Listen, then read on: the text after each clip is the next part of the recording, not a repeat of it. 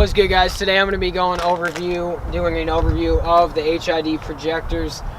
These are pretty cool. I forget the model of these ones, but they allow you to connect to Bluetooth and change all the colors. You can have the option for the custom engrave, but I didn't want to do that. I just wanted to clean. They're a little dirty right now, but it's so cool because you take your phone and you can actually change the colors.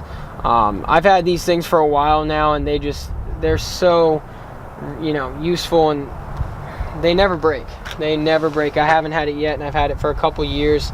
I love the red. It just makes it look meaner, and it actually gives the tow hooks kind of a match. Obviously, I don't know if it's going to work right now, but I can do custom functions.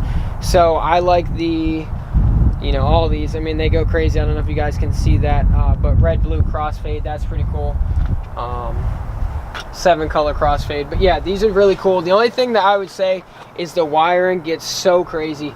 Once you go in the hood, you have so many wires. I had the biggest headache trying to install these, and now I've got wires that run everywhere, but I have obviously bundled them together so they look clean, and now I'm gonna have to throw a sleeve over them.